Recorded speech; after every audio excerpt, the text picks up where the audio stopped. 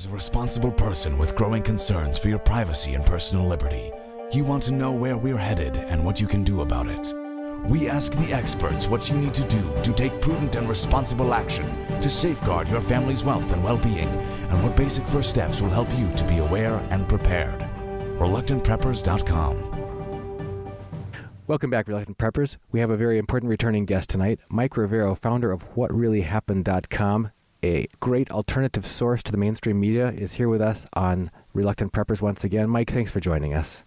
Thank you for having me again. We've refreshingly been enjoying your radio show and your online streaming versions of that you post as well, so we can pick them up even if we miss the live ones. And you routinely deal with topics from a very fresh and I would say non-mainstream point of view that really cuts through a lot of the contradictions and the hypocrisy and that sort of thing. It really calls the powers that be out on what's really going on. We just and by the way, you have the distinguished one of the websites probably that's being attacked frequently, you mentioned, is cyber attacks. And I don't know, are you officially on the fake news list or not at this point? Actually, yes. When Washington Post came out with their list of websites that were arms of Russian propaganda, I was very proud and delighted that my website was included there as well. I even made up a coffee cup with a logo on it for people who are sharing in our joy. Proud member of the Washington Post's arm of Russian propaganda list. And at this point, though, I see 2017 as the year of the rise of the independent media. And so I think it's time to start changing our terminology. Alternative media seems to have kind of a negative connotation. I prefer to use the phrase independent media. And I no longer refer to the Washington Compost and the New York Slimes and all these TV news networks as the mainstream media, because the reality is the large portion of the audience has now come on over to the online news sources. It's so true. We refer to them as the corporate media, and they are very clearly in the process of self-destructing. And it is really rather remarkable, after all these years I've been working on this website and the radio show, to see it suddenly start to change this dramatically. And but again, it is a fight. The corporate media sees itself as literally fighting for its survival, and they're trying to find some way that they can wreck the independent media or get the government to ban them. But with Donald Trump in the White House, that is not going to happen. Donald Trump understands clearly the corporate media was his enemy during the campaign last year. Trump understands the independent media had his back, correcting all the fake news that was being put out about Donald Trump. And that is why there have been some significant changes in the White House press corps.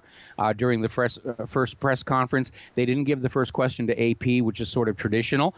They went to the back of the room and they started taking questions from the journalists from some of the lesser corporate media newspapers, just completely ignored CNN. Trump has come on out and said he doesn't watch CNN because he doesn't watch fake news. And as of today, apparently, there is now a ban on anybody in the administration being interviewed on CNN. So he's just blacklisted them. You mentioned a couple things I have to jump in on. One is we actually heard today that Trump acknowledged the corporate media is the opposition party. You know, he doesn't just have to deal with the Democratic Party, he's got to deal with the whole media as the opposition to him in trying to move forward with any of the agenda items that he's trying to accomplish. And secondly, when you mentioned earlier about the smear list, the black ball list of so-called Russian-influenced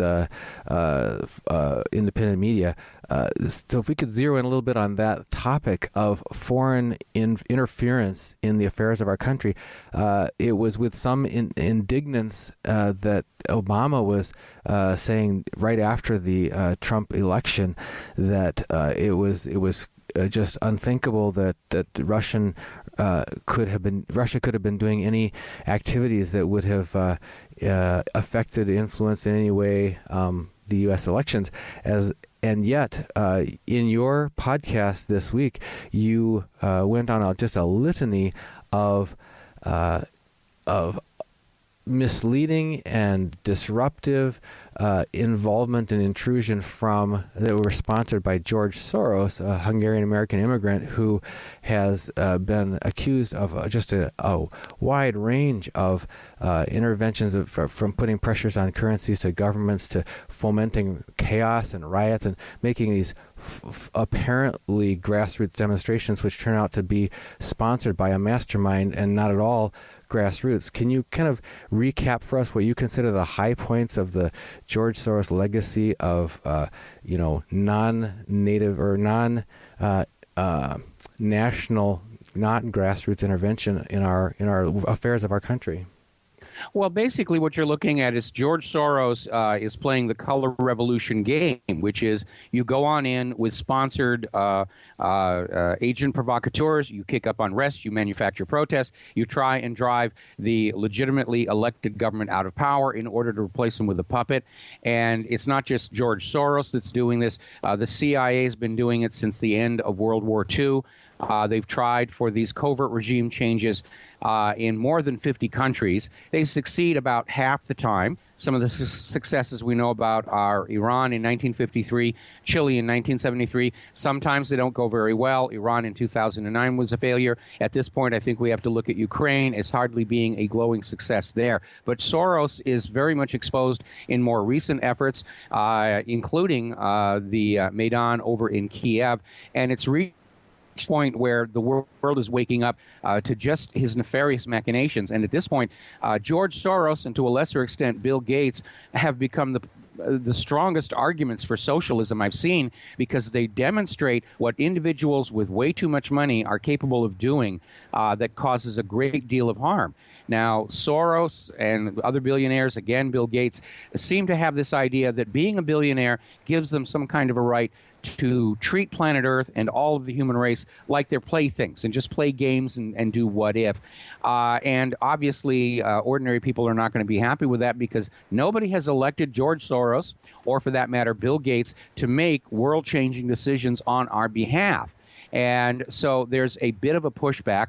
Russia discovered that Soros's non-governmental organizations were trying to kick up a revolution in Russia. Russia has now banned Soros and all of his organizations. Hungary is doing the same. Macedonia is doing the same. Serbia is doing the same. We're hearing reports that all across Europe there are movements to ban Soros and his non-governmental organizations, because they have been encouraging and funding this influx of refugees into these European nations that have caused so much trouble. And all of this is being done by Soros because what his Open Society Foundation is really all about is bringing about the New World Order, one world government. And people are very much opposed to that. But Soros has been dreaming of this all of his life. He's spending most of his fortune trying to accomplish this. And he was so close with making this happen. Then the Brexit vote happened. Then Trump won the election. And the globalists are now in an absolute panic that their dream of a single golden throne for planet Earth is going to slip away from them. And this push for globalism and integration has triggered a backlash of nationalism and sovereignty. And we're seeing the globalists out there trying to scream that populism is bad. People shouldn't be thinking about their own country and trying to move forward. But they're running into a major roadblock because of the failure of the European Union, which was a stepping stone to the one world government. It's failed economically. Even the IMF is saying that the euro is dysfunctional because of all the out-of-control debt. And we're now seeing with the upcoming elections in Europe, those candidates who are anti-EU, who are saying it's time to return to separate nations, they're all leading in the polls, like Marine Le Pen. And so we're seeing out of this push for a global government, it's created a political climate conducive to a global revolution against all of these ultra-rich elites who want to have one world government with themselves, of course, in charge. And how do you see domestically here civil unrest? You mentioned a number of things that George Soros is connected to that people thought, or you certainly would, if you went on the corporate media, you'd certainly believe that these are organic grassroots protests that have been happening over the last year. Can you Soros was funding Black Lives Matter. Soros was funding the Women's March, which was actually an anti-Trump march. We're now finding out that Soros is behind the protests against Trump's nominee for the Supreme Court. In fact, the instant Trump made the announcement, these protesters showed up at the Supreme Court with professionally printed signs with the correct name on them. So they had these things printed and ready to go. And it always tracks back to these non-governmental organizations, and they're recruiting people to lead these revolutions who are not very reputable. In fact, they just arrested the leader of the Portland anti-Trump march. It turns out he's a registered sex offender, and they just arrested him on some more charges of inappropriate sexual contact with children. And this is what's supposed to represent the American people standing up against Donald Trump.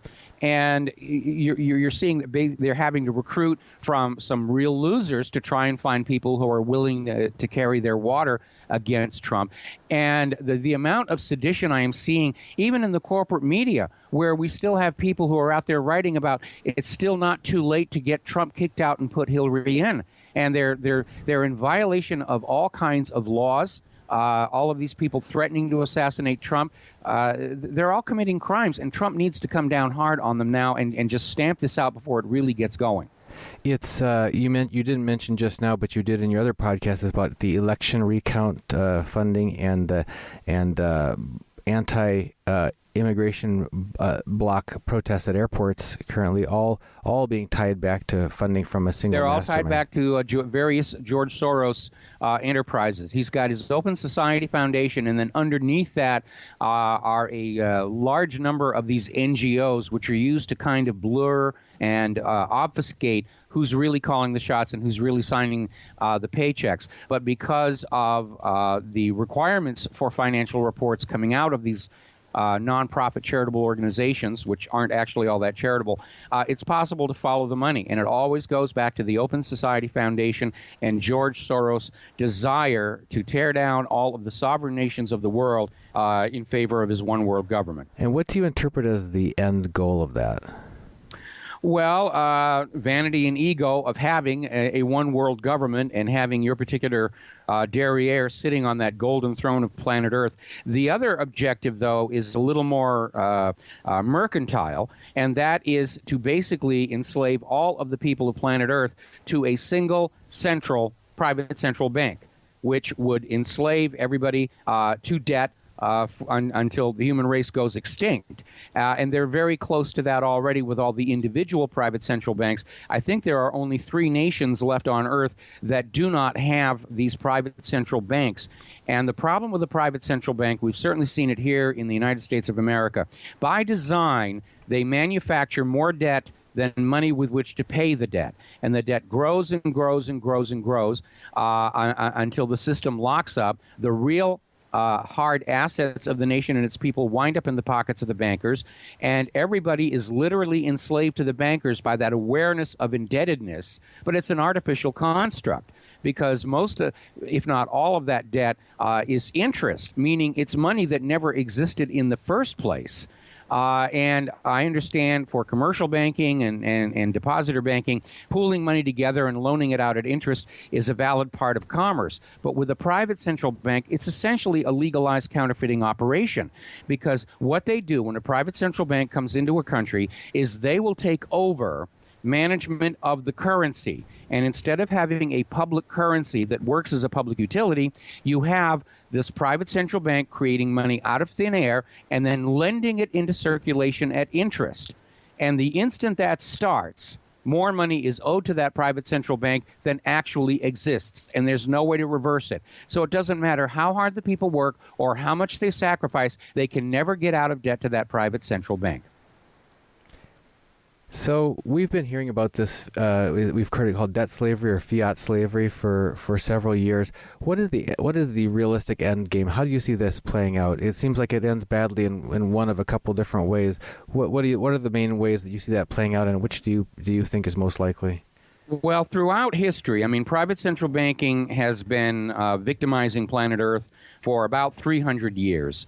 And it's made the Rothschilds so wealthy that their family fortune is 5 times the wealth of the world's 5 top billionaires. I'm sorry, 8 top billionaires put together. That's how rich they are. They're so rich, nobody ever mentions them in the lists of the world's richest people. They don't want everybody to know how much they've made off the people of planet Earth for nothing more than the privilege of using their ink and paper. The same reason the Federal Reserve is fighting an audit, tooth and nail. If the American people ever found out how much real wealth was siphoned out of their pockets and put into to the pockets of these bankers for nothing more than ink and paper and numbers in a computer, they would definitely burn the place to the ground.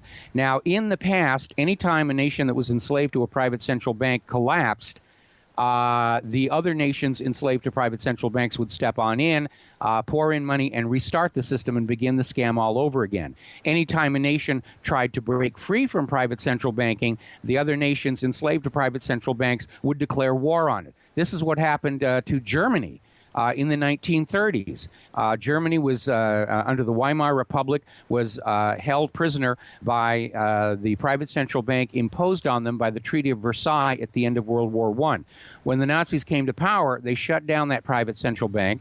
They started a state central bank and issued a value-based currency. And it turned Germany's economy around so much, it was being called the German miracle. In fact, Adolf Hitler was made Time magazine's Man of the Year in 1938 for this amazing transformation of German economic might. They were building factories, they were making products, they were selling around the world. And of course, that was why you had people like Winston Churchill starting to say, we have to have another war to destroy Germany, because a nation that's enslaved to a private central bank can't compete with a nation that's operating with an honest money system. And it's always been that way. Now, in the current circumstance, there's been a major change, and it's called globalism. And even before the talk about dropping borders, the world's financial centers decided to link up. And it has a downside. This economic globalism is why the 2008 meltdown of the mortgage-backed security fraud on Wall Street almost destroyed the banks in Europe, because they were all tangled up with each other. They'd trade derivatives. And you need to understand, national borders serve a very important function.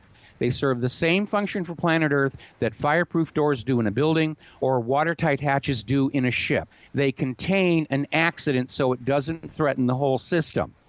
But when you have all of the world's banks linked together without any kind of inhibition of currency and flowing across borders, then in effect you've blocked open the fire doors in the building, you've welded open the watertight hatches on the ship, and the first fire is going to destroy the entire building, the first leak will sink the entire ship, and the first economic failure will drag the whole system down. And that is what I think is going to happen. And it's probably going to start in Europe. Where the European Central Bank has basically made all of the banks of all of the independent member nations of the European Union a single entity.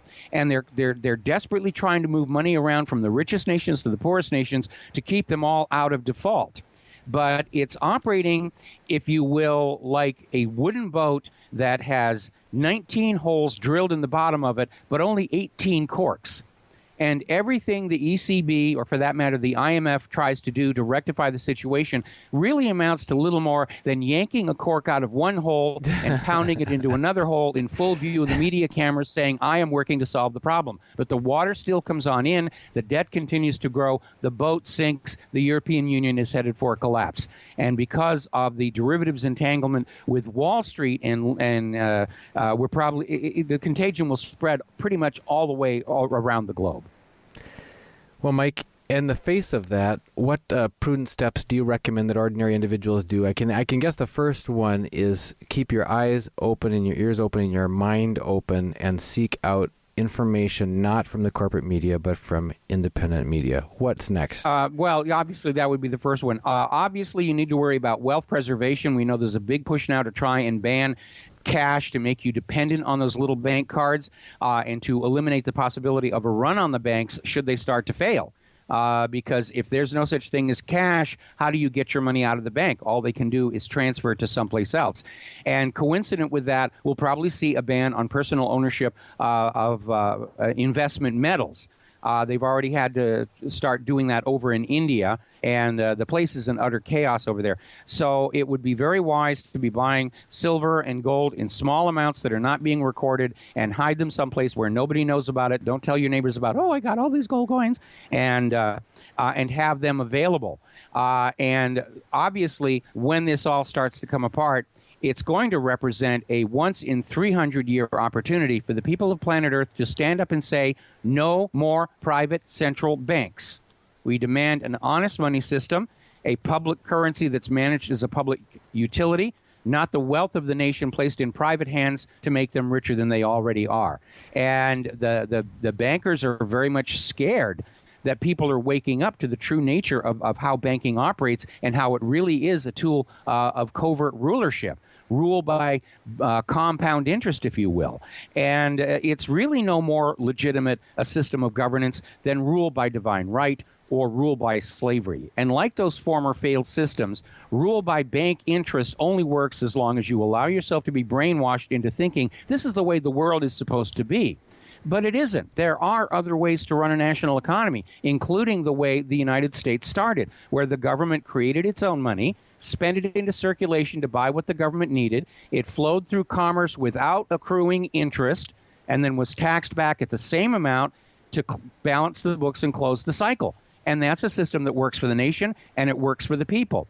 But the private central bankers cannot stand the idea of any government or any people creating their own money. They dream of a world where everybody is dependent on their ink and paper notes and forced to borrow them at interest. Most people don't realize that King George III's Currency Act was the cause of the American Revolution. And that's where King George III ordered the colonies to stop creating their own money and conduct all commerce and pay all taxes in banknotes borrowed at interest from the Bank of England. And in the space of just a few years, the American economy was destroyed by this, as the economy of any nation in servitude to a private central bank is destroyed. And that was really the cause of the American Revolution.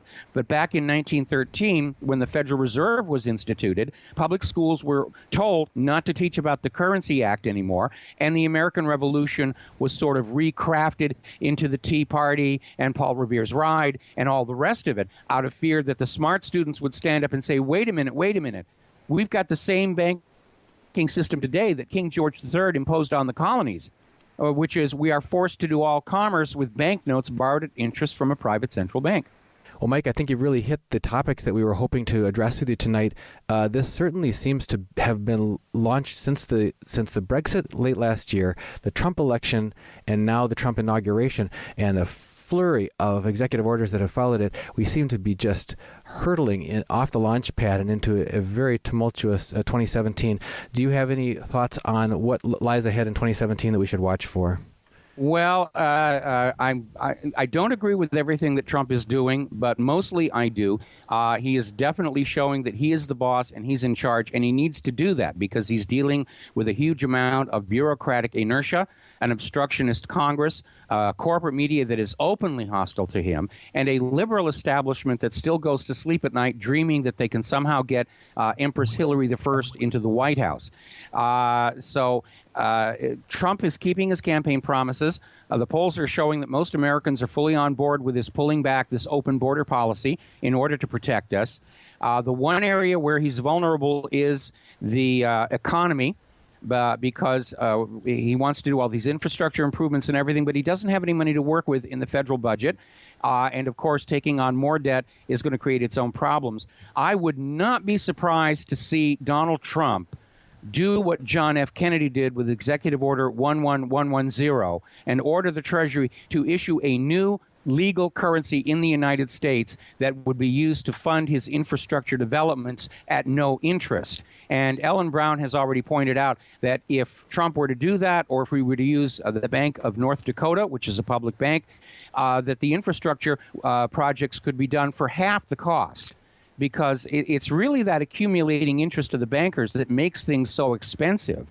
And for a lot of people, you ought to sit down and look at the price you paid for your house versus how much you paid the bank over the 30-year mortgage, and you will find out that the banks make more money off your house than the people who actually built it. And all they do was type a number into a computer that says you now have our royal blessing to buy a house. And this means, do you think that we can certainly look to more changes from Trump and possibly even a new economic scheme by which to fund those infrastructure things without amassing more indebtedness to these private central banks? Well, Trump knows as well as anybody else does that when you go up against the private central banks, you're fighting a terrible foe. But the reality is that our economy is in serious trouble, and we could be seeing a crash this year. Now, Donald Trump's got nothing to do with it. We know the corporate media is going to blame him for it the way they blamed Herbert Hoover for the Depression of the 1930s. But Herbert Hoover did not create the Depression of the 1930s. It was created for him.